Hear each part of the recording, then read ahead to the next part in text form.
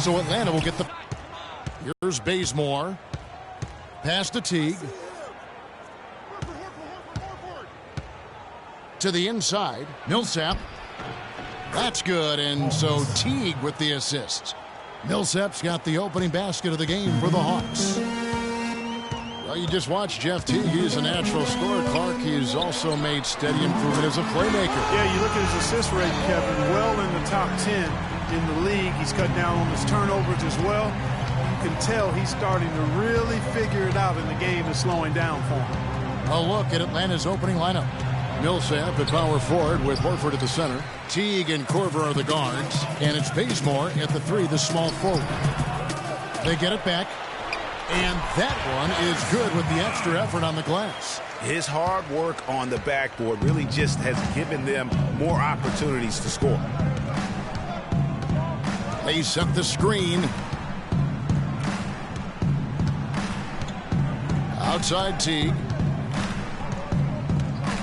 6 to shoot. Dishes it to Horford. 13 feet away. That's good on the jump shot. Horford's got his first points of the game. And Teague's also athletic. You know, sometimes you forget, still think he's on this defense, but he's got the A game rolling tonight. Pass to Millsap. His second shot goes in, off to a good start, 2 for 2. How about 3 or 4 from the floor to start? That's always a good sign. And speaking of Jeff Teague's defense, I mean, his rebounding, I think, could also be a little higher. I mean, with his bounce, he can get in there and grab a few more. Now here's Teague, and it's slammed in by Millsap. You know, there are a lot of bigger power forwards than him in the NBA, but very few that rise up like he can. All right, let's go over to the sideline with Doris Burke. I was able to talk with Mike Budenholzer for just a moment. He talked about the impact of opposing big man Andrew Bogut, saying there just aren't that many 7-footers with his kind of game. A great interior defender first and foremost. We can't get tunnel vision when we attack the rim. He's got size and strength, and we can't allow him to bully us for offensive rebounds. Let's see if they can keep Bogut from having a big game, guys. Great. Thanks for the report, Doris. I love the anticipation defensively there to get into the perfect spot. Teague dishes to Horford. It's stolen by Bogut. Here's Barnes. Goes to the reverse layup and hacks it in. I like it. I like it. He broke out the fancy finish there. Bazemore passes to Millsap. Here's Horford. High quality look, and he sinks it. Horford's got his second bucket of the game to go. Just not enough bodies on the glass right there, and they paid for it. Well, Greg, I know you're a little guy, but you know what it means to box out, and it's an effort thing and a mindset deal. You got to get your body between that other player and the ball. Well, I tell you, the Warriors roster fit together hand in glove. They were led by the Splash Brothers, but the front court and the bench really complemented the rest of the team perfectly because all of the players for the Warriors were extremely versatile and highly skilled. Barnes. Rebound, Atlanta. It would have been something to see if he could hit that shot from that deep. Greg, you know it. I know it. There aren't very many guys that can hit from out there, but he is one of them. That's the kind of range he has. Horford, no luck. Those are chances almost always you can rely on him to get you 2 points, but the D, just enough to keep him out of rhythm. You know what, though? Sometimes you can be too open. I think it may have surprised him, and that's why he missed. He always knows where his teammate's going to be, and, Kevin, that will let him put the ball where he wants it, right waiting for him.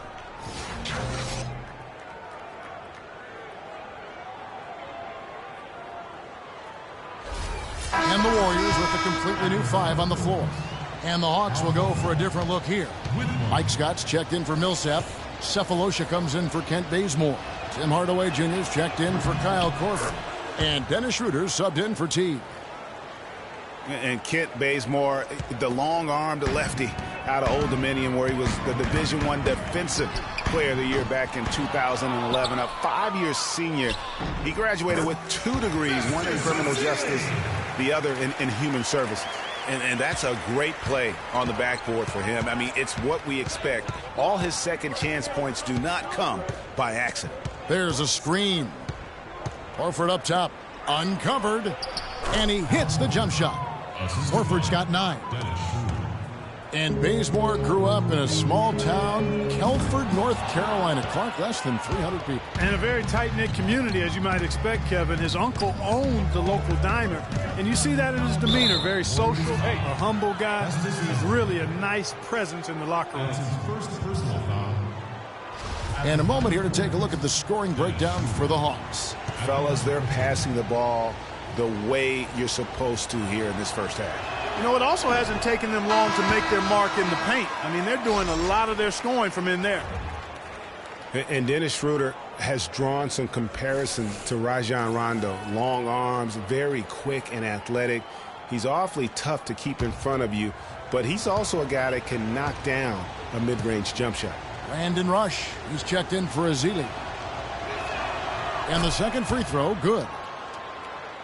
This Dennis Schroeder, in a lot of ways, like a Greg Anthony, very quick, very smart on the floor, but he's a young player, and he says, Clark, that he watched a lot of tape of Tony Parker to see how he got to the basket. Yeah, and that's a great blueprint, especially when you consider the Hawks run a very similar system to the Spurs. Sefolosha, wide open shot is on the money. It seems that every pass they make is leading to a score here. I mean, that's just exquisite ball movement. And that's because the ball is looking for the best shot, and it's really paid off for them during the run. Now here's Schroeder. He dishes it to Hardaway.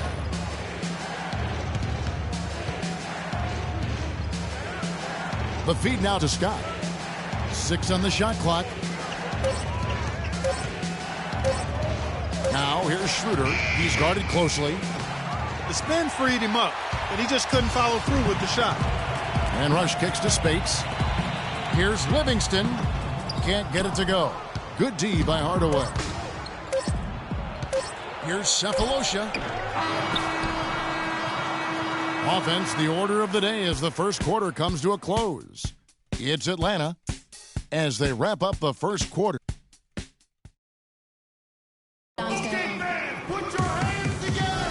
And now the second quarter just getting set to start. And when you consider how Atlanta is doing, your thoughts? You know, you can tell right now this team's on the same page. They are right where they want to be offensively. Well, finding scores on time and on target with your passes, it makes scoring the ball easy for them.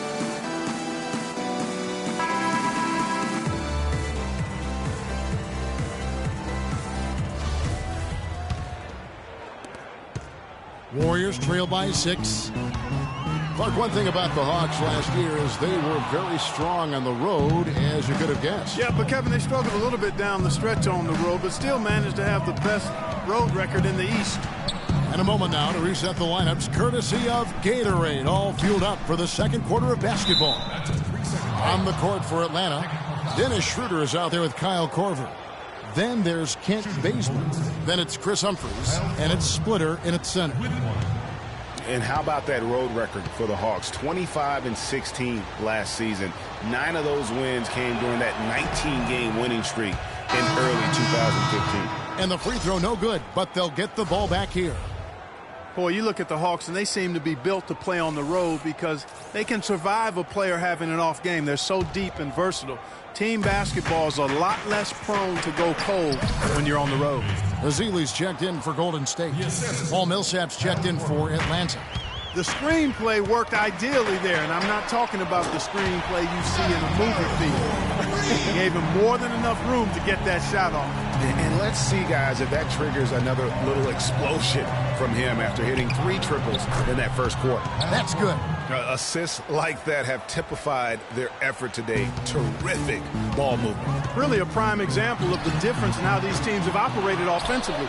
Much more individual play at the other end. Ezeli gets the bucket. I like the recognition of the mismatch there, immediately making the defense pay. Atlanta leading by 6. Bazemore dishes to Millsap, and he goes in for the dunk. And that's going to increase the field goal percentage even more in that category. And that's because they've been playing smart basketball. I mean, they've been very patient offensively, and their shot selection has been superb. Here's Humphries. Offensive rebound. I tell you what, folks, I bet he won't miss that shot next time he takes it. Ezeli the pass to Iguodala. Some nice passing by Golden State here. Ezeli kicks to Iguodala. It's Curry outside. And the Warriors get it back. Here's Green. Great touch on the 16-footer. I tell you what, fellas, he loves those mid-range jumpers. I mean, that's where he makes his money. You know, the Warriors took some flack when they passed on the chance to trade for Kevin Love. But I really think that the rise of Draymond Green as their stretch four-man made the decision even better and also kept their cap situation